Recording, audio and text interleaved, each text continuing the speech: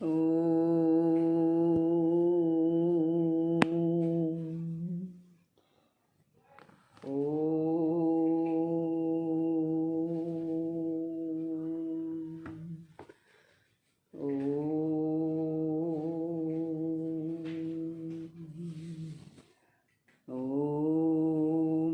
सहनाववतु सहनौ भुनक्तु सह वीर्यं करवावहै तेजस्विनावधीतमस्तु मा विद्विषावहै।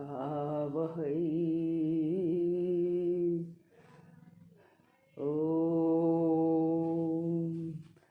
शान्ति शान्ति शान्तिः। गुरुर्ब्रह्मा गुरुर्विष्णु गुरुर्देवो महेश्वरः गुरुरेव परं ब्रह्म तस्मै श्री गुरवे नमः।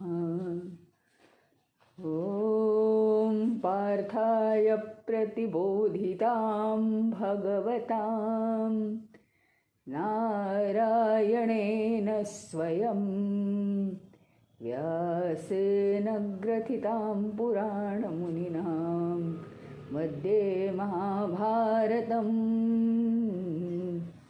अद्वैष्टामृतवर्षिणीं भगवतीम् अष्टादशाध्यायिनीम् अम्ब त्वामनुसन्दधामि भगवद्गीते भवद्वेषिणीम्।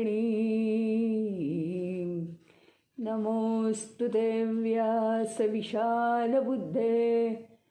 फुल्लारविन्दायतपत्रनेत्रो येन त्वया भारततैलपूर्णः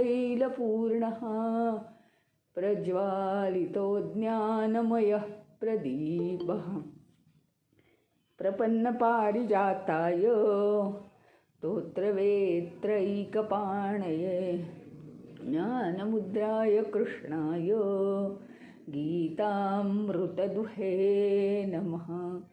सर्वोपनिषदो गावो दुग्धा गोपालनन्दनः पार्थो वत्ससुधीर्भोक्ता दुग्धं गीतामृतं महत। वसुदेवसुतं देवं कंसचाणूरमर्दनं देवकी परमानन्दं कृष्णं वन्दे जगद्गुरुं कृष्णं वन्दे जगद्गुरुं।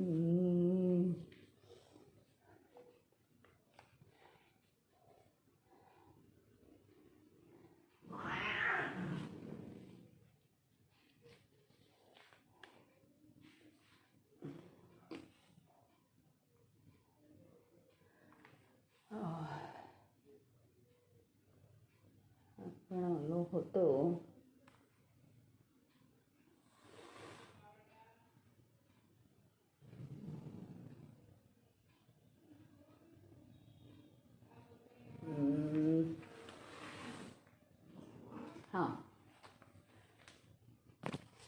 ममैवांशो जीवलोके जीवभूतः सनातनः मनश्चेष्टानीन्द्रियाणि प्रकृतिस्थानि कर्षति।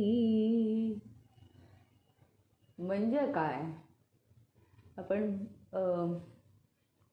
हा श्लोक थोडासा पुन्हा एकदा रिपीट करणार आहोत आणि मग पुढे जाणार आहोत. माझाच मम एव अंश, माझाच एक अंश म्हणजे काय? माझाच एक अंश म्हणजे काय? ते जे शाश्वत आत्मतत्व आहे त्याचा अंश, त्याचा एक भाग काय होतो, जीवभूत होतो.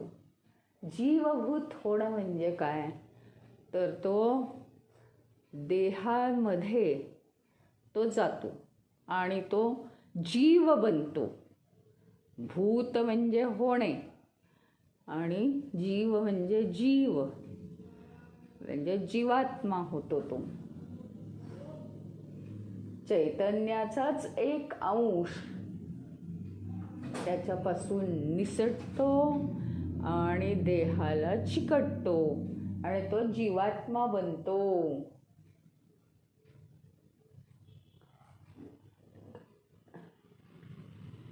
आणि तो जीवात्मा बनला की मग मनःषष्ठ इंद्रियाणी,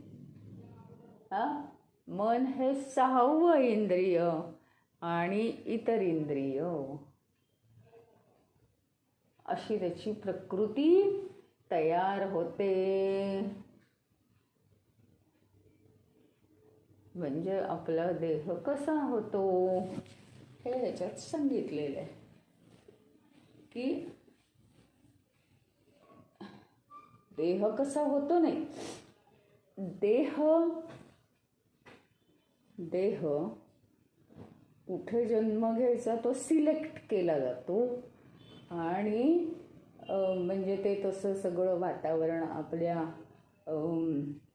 वासनांनुसार आपल्या मनबुद्धी चित्त, मन बुद्धी आणि चित्त म्हटलं ना, जे जे विचार आपण हे सगळं शिकलेलो आहे आता, की जे जसे विचार असतात आणि तेव्हाच मृत्यू आला तर काय वगैरे, हे सगळं आपण परीक्षा पण दिली आपण याच्यात डिसेंबर महिन्यात,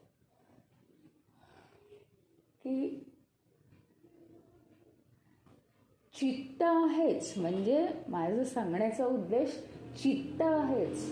चित्तामध्ये वासना असतात आणि ते तर आपण अगदी चांगलंच आत बाहेर स्वच्छ स्पष्ट शिकलो आहे की त्याच्याशिवाय तर काही नाहीच. परंतु एकच गोष्ट महत्त्वाची आहे की मन आणि बुद्धीसुद्धा नेहमीच स्वच्छ शुद्ध चालली पाहिजे, कारण ते सुद्धा कानाकोपऱ्यातले सगळे विचार आपल्याला पुढच्या जन्माकडे घेऊन जात असतात. सगळं कलेक्ट केलं जातं आणि त्याच्यामुळे भगवंत म्हणतात की ज्यावेळी देह सिलेक्ट केला जातो तेव्हा माझाच एक अंश त्या देहात टाकला जातो.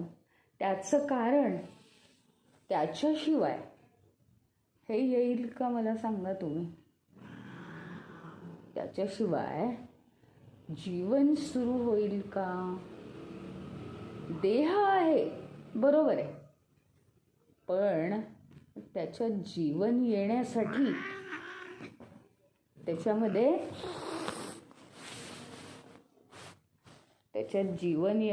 त्याच्यामध्ये चैतन्य हवं ना.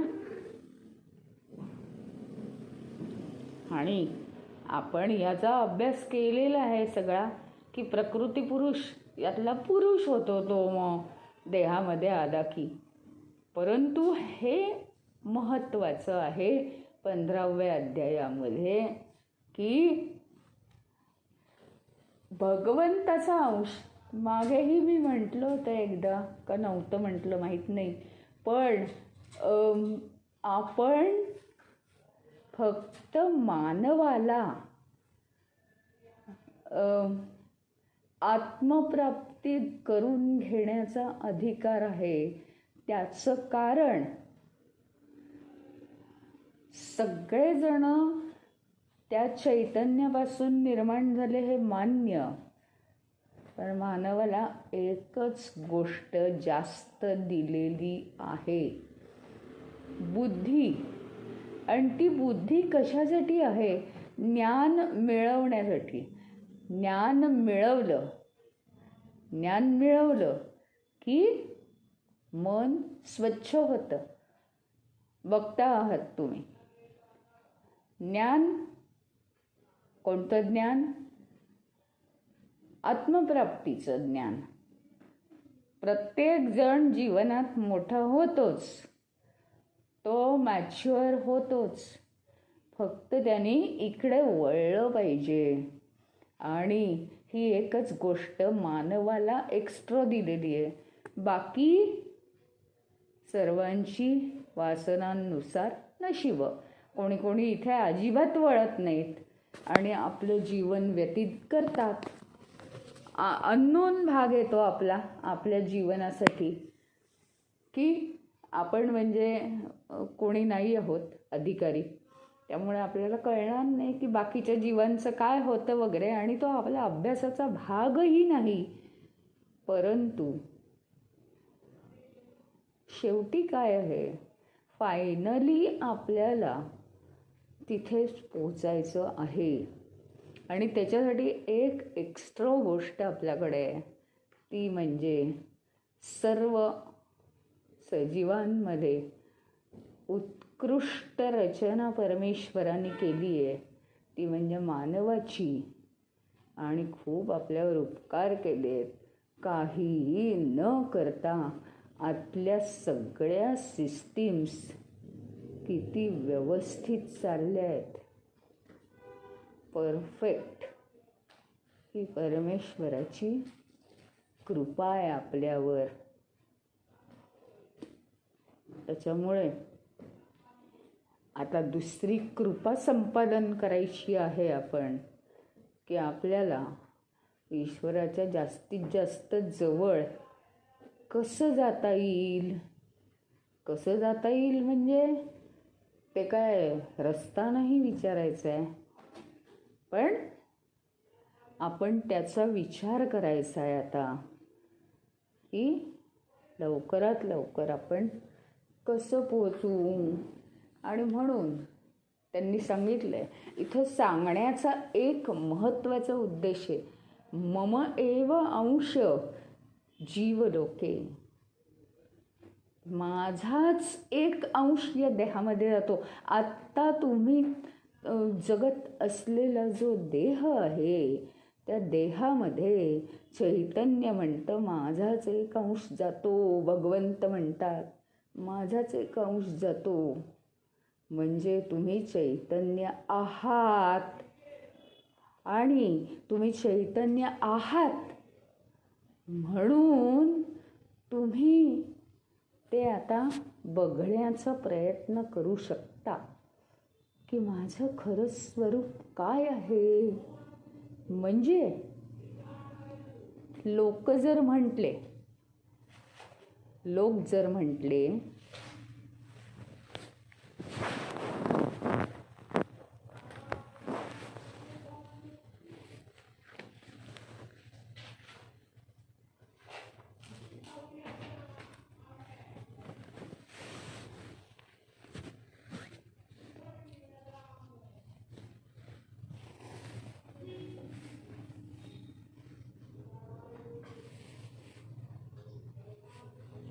काय काय आपण करू शकतो. मी जर चैतन्याचा अंश असीन तर मी काय केलं पाहिजे. मी कोण आहे खरंच.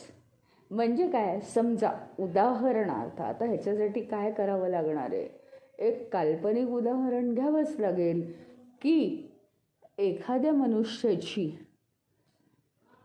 मेमरी गेली आणि तो होता चित्रकार. त्याला काहीतरी झालं, आजारी पडला तो, आणि त्याची स्मरणशक्ती जरा कमी झाली. आणि मी चित्र काढत होतो हेच तो विसरला. पण काय झालं, त्याचे जे जवळचे नातेवाईक होते त्यांनी सांगितलं की अरे हे बघ, त्यांना ते पाहावे ना की त्याची स्मरणशक्ती गेलेली आहे, तो कशात तरी रमेल. असं त्यांना वाटलं. आणि त्यांनी त्याला चित्र दाखवली की ही लहानपणी तू काढली आहेस. आधी आधी त्याला आठवत नव्हतं. तो पाहत राहायचा त्याच्याकडे. आणि अचानक मुळात आहे ना ते, त्याला थोडं थोडं स्मरण येऊ लागलं. स्मरण किती आलं याला महत्त्व नाही. त्याचा हात चालायला लागला. बसल्या जागी 2 मिनिटात गणपती. असं एका मुलाचं घडलेलं मी बघितलंय स्वतः. अतिशय सुंदर ड्रॉइंग काढायचा. आणि जीवनात काहीतरी झालं, विस्मृती आली, कंपनीत काहीतरी झालं, विस्मृती झाली त्याला आणि नको ते जीवन आलं. पण त्याचे असे जवळचे नातेवाईक त्याला काय काय दाखवायचे की तू अरे काय काय केलं आहेस आयुष्यात. आणि हळूहळू त्याला एक एक पेंटिंग 10,000 हजाराचं जाईल असं त्याला उभं केलं लोकांनी. हे मी पाहिलं आहे स्वतः. म्हणजे काय होतं माहिती का, प्रत्यक्षात तुम्हाला आठवत नसतं. आता हे उदाहरण मी एवढ्यासाठी दिलं, मला नेहमी हे उदाहरण आठवतं. कारण आपण फार मोठ्या गोष्टीला मुकलो आहोत. नाईलाज आहे आपला. आपण चैतन्याचा अंश आहोत हे आज गीतेचा अभ्यास करून आपण म्हणतो आहोत. परंतु आपण विसरलोच आहोत. आपल्याला अजून अनुभव येत नाही. अजिबात आपल्याला अनुभव येत नाही आहे. ही विस्मृती का आहे? हे नुसती पोपटपंची आहे. आपण भगवंताचा अंश आहोत. ही पोपटपंची करायला हरकत नाही. भगवंताचं बोलणं आपण बोबड्या बोलांनी बोलत राहणं हे शेवटी आपल्या मेमरीतच जाणार आहे. हरकत नाही आहे, हे काही चुकीचं नाही आहे. पण ते अनुभवाचं नाही आहे हे मात्र निश्चित आहे. आणि त्याचं सगळ्यात मोठं कारण म्हणजे आपल्या वासना. अनेक जन्मांतरीच्या वासना.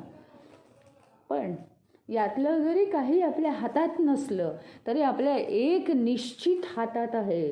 जे जे भगवंत सांगतील ते ते जसंच्या तसं करायचं.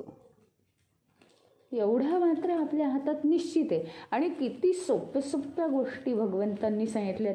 आता एक सांगितलं आहे भगवंतांनी, माझाच एक अंश देहामध्ये प्रवेश करतो आणि तिथे तो जीवात्मा म्हणून राहतो. मग जर हे सांगितलं आहे तर मी चैतन्य आहे. या देहापेक्षा, सगळ्यापेक्षा, मनातल्या विचारांपेक्षा सगळ्यापेक्षा दूर मी एक चैतन्य आहे. हा, हे नुसतं, ह्याचं नुसतं आत्मचिंतन 5 मिनिटं 10 मिनिटं केलं, भगवंत काय म्हणतात याचं मनन झालं पाहिजे. बाकी त्यात काही तथ्य नाही. फार महत्त्वाच्या गोष्टी सांगितल्यात. तुम्ही जर चैतन्यच नसता तर मग काही अर्थ नाही आहे. पण एक फार मोठी डिग्री माझ्याजवळ आहे की मी चैतन्य आहे. मी देह आहे आणि मला पुढे जायचं आहे, मला स्पर्धा करायची आहे, मला असं करायचं आहे, मला तसं करायचं आहे. हे केलंच आहे ना आपण. आणि त्याच्यामुळे काय हातात आलं आहे? धोपट नसतं राहिलं आहे. तर ते तर आपण म्हणजे काय तुमचा संसार व्यापार करायचा आहे ते आपण करूच, पण त्याच्या बरोबरीने याचा विचार आपण सतत करत राहू.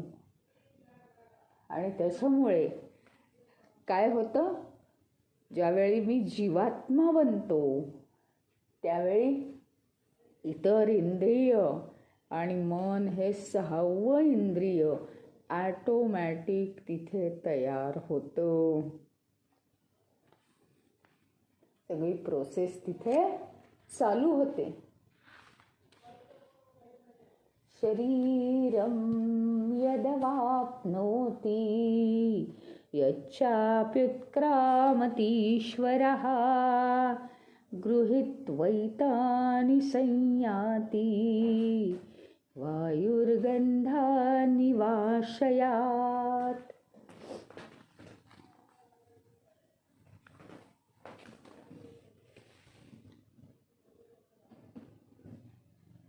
काय आहे, जेव्हा तो ईश्वर जेव्हा देह धारण करतो किंवा तो सोडून देतो ज्यावेळी, तेव्हा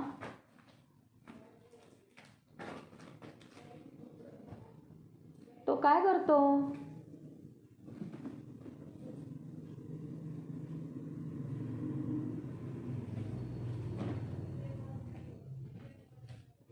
आपण हे बघितलं होतं.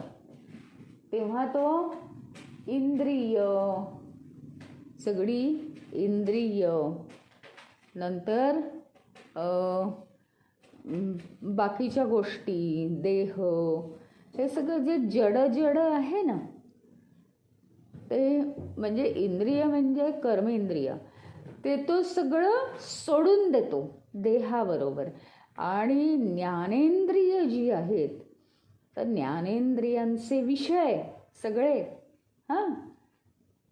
ज्ञानेंद्रियांचे विषय रेफरन्ससाठी ही ज्ञानेंद्रिय कशी वागली आहेत ते त्यांनी इथे सांगितलं आहे.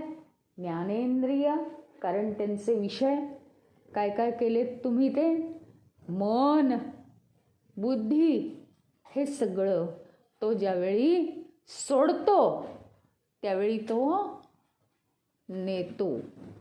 नेतो म्हणजे काय, वायूप्रमाणे तो वाहून नेतो आणि फक्त देह इथे पडलेला राहतो.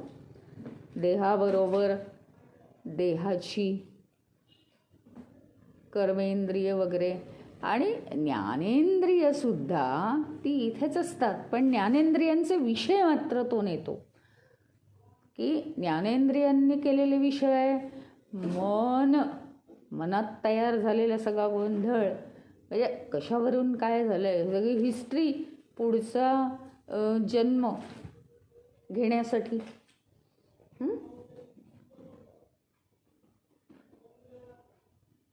असं तो नेतो. थोडंसं डिटेल्स दिलेले इथे.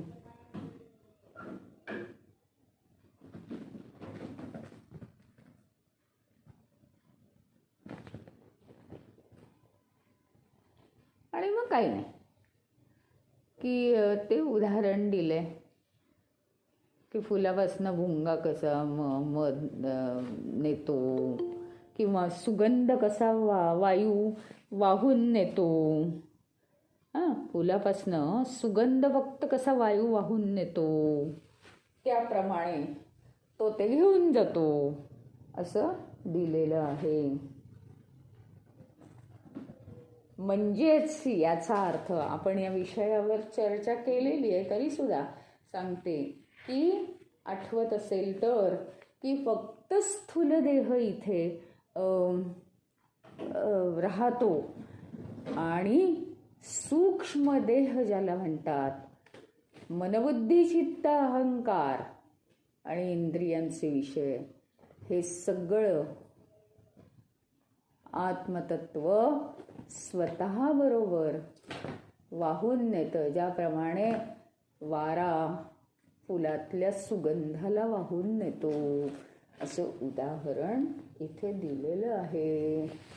त्यामुळे आपल्याला वाटतं माझ्या मनात काय आहे ते कोणालाही कळत नाही.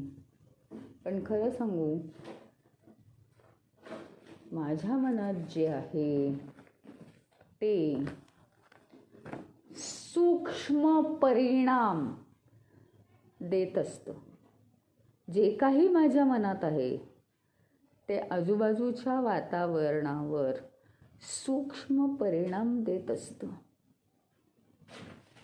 आणि म्हणून सूक्ष्म देह जो असतो, अंतर्बाह्य तो कसा शुद्ध राहील.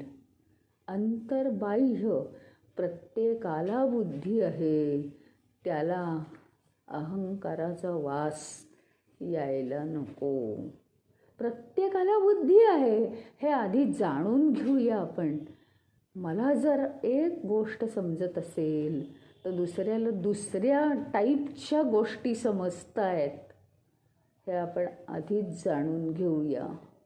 जगण्यासाठी कॉन्फिडन्स हवा, म्हणून मला जोश हवाच आहे की मला काहीच येत नाही असं मला म्हणायचं नाही आहे. परंतु मला जितकं माहिती आहे, मला जितकी बुद्धी आहे, मला जितकं ज्ञान आहे एखाद्या विषयाचं, त्याच्यापेक्षा दुसऱ्याला जास्त आहे असं नाही माझं म्हणणं. पण दुसऱ्याला वेगवेगळ्या गोष्टीतलं ज्ञान आहे ही दृष्टी मला यायला हवी. म्हणजे हा आपपरभाव, माझं तुझं, मी तू, हे चाललं जाईल जीवनातनं. आणि त्याचासुद्धा हा सूक्ष्मदेह शुद्ध, पवित्र, अहंकाररहित ठेवण्यासाठी आपल्याला उपयोग होईल. सूक्ष्मदेहाची काळजी घेणं खूप आवश्यक असतं. माझ्या मनामध्ये आता कुठले द्वेषभाव येत आहेत का? विनाकारण ते येत असतात. विनाकारण काय मिळवायचं आहे मला जीवनात? मला येऊन मला फक्त माझा विकास करायचा होता. तर मी हे कंपॅरिझन करून काय करत बसले? आपल्याला सगळ्या गोष्टी क्लिअर होतील.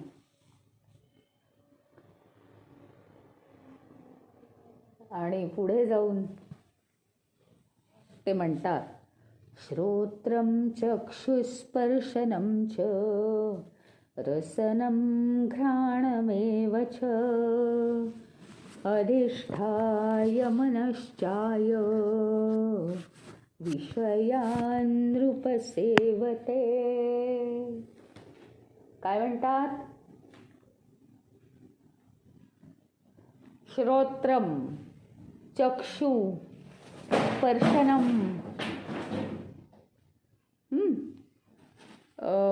कान डोळे, स्पर्शनम म्हणजे त्वचा, स्पर्शक ज्याला होतो ती त्वचा.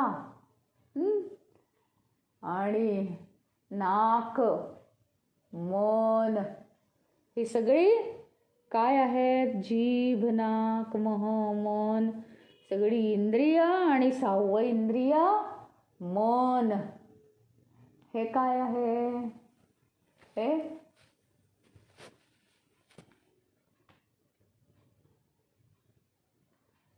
आपल्या शरीरामध्ये उपभोग घेत असतात ही इंद्रिय. आता भगवंत स्पष्ट करतायत की आपलं जे सूक्ष्म शरीर आहे ते आपल्याला जर पवित्र ठेवायचं असेल तर आपण काय केलं पाहिजे? त्याचं ज्ञान करून घेतलं पाहिजे. ही सगळी जी इंद्रिय आहेत आणि 6वं इंद्रिय मन, मन हे इंद्रियांच्या मागे धावतं. ही चुकीची गोष्ट जरी असली तरी ते नैसर्गिक आहे. खरं म्हणजे मन इंद्रियांच्या मागे का धावतं? इंद्रियांनी कोणते विषय आपल्या नियतकर्माबद्दल आणलेले आहेत?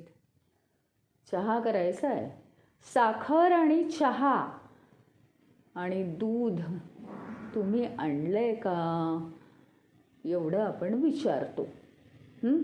म्हणजे कर्म काय आहे चहा आणि त्याला लागणाऱ्या गोष्टी काय आहेत, तेवढ्याच गोष्टी तुम्ही आणल्या आहेत का. बाकीच्या गोष्टींशी तेल आणा नका आणू, तू पाणा नका आणू, आम्हाला देणं घेणं नाही. या गोष्टीसाठी खरं म्हणजे तिथे मन आहे. या जीवाचं नियत कर्म काय आहे, रोजचं कर्म काय आहे, त्या कर्माला अनुसरून जे जे आवश्यक आहे ते या विश्वातनं जमा करायचंच आहे. आणि विश्व त्याच्यासाठी आहे. पण ही इंद्रिय, म्हणून मन इंद्रियांच्या मागे जातं, कारण त्याची ड्युटी आहे. इंद्रियांनी हे विषय आणायचे आहेत या विश्वामधून. आणि त्याच्यानंतर ते आणलेले विषय जे आहेत, म्हणजे इन्फॉर्मेशन ज्याला म्हणतात, ते इंद्रियांनी आणायचं आहे. ती माहिती गोळा करून आणायची आहे. आणि ती इन्फॉर्मेशन मग मन घेऊन जाऊन बुद्धीला देतं. आणि तिने दिलेला निर्णय इंद्रियांकरवी ते करवतं. त्याला म्हणतात कर्तव्य कर्म करणं. आता मनाचा गुणधर्मच आहे तो इंद्रियांकडे जाणं. चला तुम्ही काय काय आणलेलं आहे, गुणधर्मच आहे त्यांचा. पण ही इंद्रिय जी आहेत ती काय करतात, चहा साखर आणायला गेलं की तेल आण, कुठे आणखीन काही दिसलं मेणबत्ती आण, ज्या आवश्यक नाही आहे ते सगळं आणून ठेवतात. म्हणजे नको असलेले खूप इन्फॉर्मेशन ही इंद्रिय आणतात. आणि मनाला ठाव नाही आहे, त्याला आपण कंट्रोल केलेलं नाही, त्याला शिक्षण दिलेलं नाही. मन हे काय हवं, भगवंताची जर तिथे त्याच्यात मूर्ती आपल्याला प्रतिबिंब बघायचं असेल आपल्यामध्ये, त्या अंशापासून ज्या आपण तयार झालो आहोत, तो अंश आपल्याला प्रतिबिंबित केलेला पाहायचा असेल तर मन किती स्वच्छ शुद्ध पवित्र ठेवायला हवं. पण मनामध्ये वाहत गेलेल्या इंद्रियांचे विषय मनामध्ये साठवून मनामध्ये गोंधळ निर्माण होतो. आणि म्हणून भगवंत म्हणतात, हेच या श्लोकामध्ये दिलेलं आहे, हा सगळा गोंधळ झाल्यामुळे आपण काय करतो, मोह मोह मोह करत राहतो. इंद्रिय विषय वाढवत राहतात, मन त्याच्या मागे बाहेर जात राहतं. बुद्धी ही सूक्ष्महून सूक्ष्म बनली पाहिजे, याला म्हणतात विकास. पुढे पुढे पुढे लहानपणी तुमची बुद्धी खूप चालली पाहिजे असं कोणी म्हणत नाही. उलट हसतात, म्हणतात अरे याला काहीच कळत नाही, हा छोटा आहे अजून असं म्हणतात. पण पुढे प्रगल्भता आली पाहिजे का नाही. बुद्धी ही सूक्ष्म होत गेली तरच माणसाचा विकास होतो. आणि बुद्धी ही सूक्ष्म केव्हा होणार, मन जर संयमात राहिलं. मन संयमात केव्हा राहणार, मन जर इंद्रियांना संयमात ठेवू शकलं तर मग ते स्वतः संयमामध्ये राहणार. आणि मग आपली बुद्धी सूक्ष्म सूक्ष्म सूक्ष्म होत जाणार. तेच त्यांनी इथे दिलेलं आहे की मी एकतर माझाच एक अंश देहामध्ये आहे हे तुम्ही विसरू नका. अहंकारापासून दूर राहा. आणि मन आणि बुद्धी हा सूक्ष्म देह आहे, त्यांना तुम्ही इंद्रियांच्या मागे मनाला वाहत जाऊ देऊ नका. बुद्धी ही कधी वाहत नसते, आणि मनाला तुम्ही इंद्रियांच्या मागे वाहत जाऊ देऊ नका. नाही तर मन आणि बुद्धी हे सूक्ष्म देह आपले अजून सूक्ष्म होणार नाहीत. ते सूक्ष्म सूक्ष्म सूक्ष्म होत गेले पाहिजेत. याला म्हणतात विकास. मन सुद्धा सूक्ष्म झाल्याशिवाय ते भगवंताचं ठाव घेईल का मला सांगा. आणि म्हणून पुढे जाऊन ते सांगतात की उत्क्रामंतं स्थितं वापी भुञ्जानं वा गुणान्वितं विमूढा नानुपश्यन्ति पश्यन्ति ज्ञानचक्षुषः.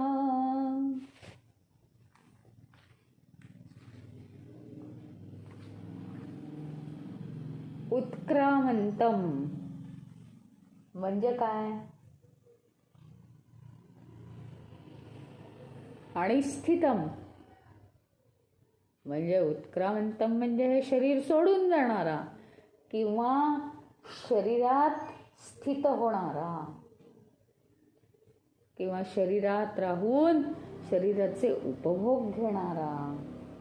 हा काय आहे.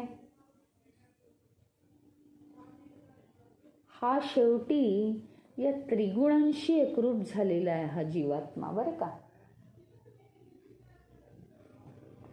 आणि म्हणून त्याला जाणायचं जर असेल, भगवंत आपल्याला जागं करतायत. आत्ताच तुम्हाला सांगितलं की तुम्ही ही जी इंद्रिय आणि मन आहे हे विषयांच्या मागे धावतं. आणि आता इथे सांगतायत की उत्क्रामंत म्हणजे हे शरीर सोडून जाणारा किंवा या शरीरात राहून उपभोग घेणारा, स्थितम राहणारा, तो जो असतो जीवात्मा, तर तो काय आहे. तो त्रिगुणांनी युक्त आहे. तो त्रिगुणांनी युक्त झाला आहे हे आपण जाणून घ्यावं. आणि त्यातले त्रिगुण वजा जाता म्हणजे जर मी माझं मन त्रिगुणातनं काढून घेतलं आणि मी माझं मन जर भगवंताच्या विचारांमध्ये लावलं तर हंस जसा दूध आणि पाणी वेगळं करतो ना, त्याप्रमाणे त्रिगुणांनी उपभोग घेणारा हा जो जीवात्मा आहे त्याला मी पुन्हा काय करीन. तो जो चैतन्याचा अंश म्हणून आलेला आहे त्याला आणि या जीवाला वेगळं करीन आणि मी त्या शुद्ध चैतन्याच्या अंशाशी एकरूप होईन. देह कुठेच जात नसतो. देह मी माझ्या हाताने घालवू शकत नाही हे लक्षात ठेवा. मी जर परमेश्वराशी एकरूप मी किती वेळा होते, दिवसातनं अनेक वेळा होते ना. नुसतं भगवंता म्हटलं तरीसुद्धा मी एकरूप होते. म्हणजे मी देह सोडत नाही, तो प्रश्न नाही आहे. क्लिअर कट आपण लक्षात घेऊ की देह आहे तसंच राहतो, पण मला सतत सतत सतत हंसाप्रमाणे चैतन्य, माझ्यातल्या चैतन्याचा अंश आणि देह हे सारखे दूध पाण्याप्रमाणे वेगळे करता येतात. ते जरी मिक्स झाले असले, आत्तापर्यंत उपभोग घेण्यामध्ये आपणही रमलो असलो, आता आपण आपल्या कर्तव्यांना आवश्यक तेवढे उपभोग घेणारच. आजच्या आज आईस्क्रीम खायचं सोडणार नाही. म्हणजे माझ्या जेवढे वासना आहेत तेवढं मी चालू ठेवणारच आहे. मी काही वैराग्य मला येणार नाही आहे. देह आहे त्यामुळे माझी मजा आहे. एक गोष्ट गॅरंटीनी लक्षात ठेवा, ते काही सगळं सुटत नाही, पण मला मात्र हंसाप्रमाणे हा सतत मी जो चैतन्याचा अंश आहे त्या चैतन्याचा अनुभव अधूनमधून आणि हे मला सगळं नाटकच असं मस्त आहे. 10व्या मजल्यावरून मी बघतोय, मला सगळं क्लिअर आहे, सगळी स्वच्छ दृष्टी आहे मला, की मोह काय आहे, माझी कर्तव्य काय आहेत, त्याच्याशी निगडीत काय आहे, तेवढंच मला हवं आहे इथून, बाकी मला काहीही नको आहे. हजारो लाखो पुस्तकं शेल्फवर पडली आहेत. मला काय हवं आहे? माझं जीवन 100च वर्षाचं आहे. आता ते अजून निम्मच राहिलं आहे. तर मला काय हवं आहे? मी नृत्याची, मेडिकलची, इंजिनिअरिंगची, मला सगळं ज्ञान मिळवायचं, सगळं ज्ञान मिळवायचं. असं वाचत बसून चालेल का? आणि मला काय जाईल माझ्या डोक्यात? म्हणजे मी काय मिळवलं? एक ना धड भाराभार चिंध्या असं माझं सगळं जीवन असतं. त्याच्यापेक्षा मी जर एका गोष्टीकडे कॉन्सन्ट्रेट केलं, अगदी आज जे स्टडी ग्रुपला जो विषय झाला की बास, अगदी ही दास्य भक्ती, त्याच्यामध्ये हा विषय झाला की आपण जर सतत सतत सतत भगवंताशी कनेक्शन या ना त्या निमित्ताने जोडत गेलो, कधी त्याला सखा बनवा, कधी त्याचा दास व्हा, कधी त्याचा सेवक व्हा, कधी त्याला समर्पित करा कर्म, काहीही करा, आपापल्या भावाप्रमाणे करा. आणि असं जर सतत त्याच्याशी कनेक्शन जोडत गेलो, सगळी सगळी सगळी काळजी तोच घेतो आणि बरोबर पाहिजे तेवढी कर्म आपल्याकडनं करून घेतो, कुठेही न बरबटता. आज 4 युग म्हटलं तरी चालेल.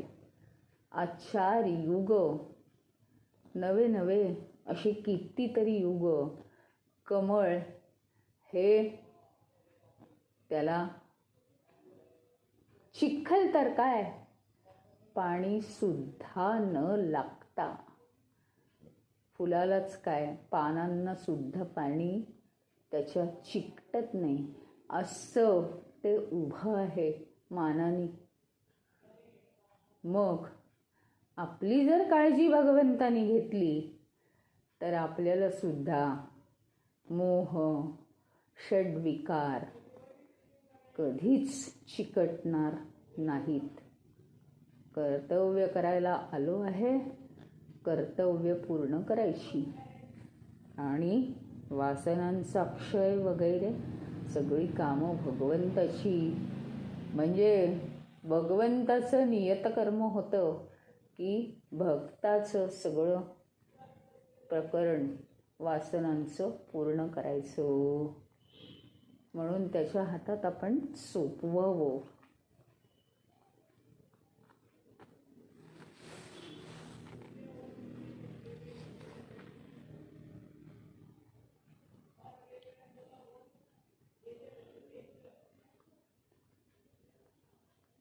आणि हे काय होतं माहिती का? भगवंत म्हणतात की जो ज्ञानी असतो, सतत सतत सतत जो ही जी सांगितलेली प्रिन्सिपल्स आहेत ही जो पाळतो, लक्षात ठेवून परत परत परत भगवंताचं स्मरण ठेवून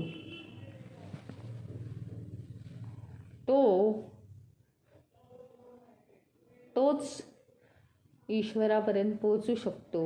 आणि बाकीचे सर्व मूढ लोक पुन्हा पुन्हा जन्म घेतात. जेव्हा त्यांचं शहाणं व्हायची वेळ येते तेव्हा ते शहाणे होतात, असं इथे सांगितलेलं आहे.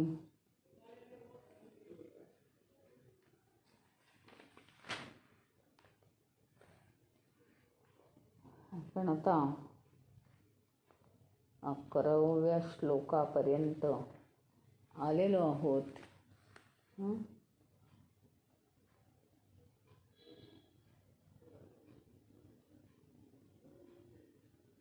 आता पुढच्या श्लोकांचा विषय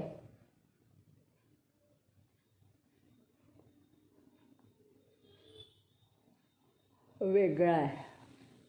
त्याच्यामुळे ते आपण उद्या पाहू.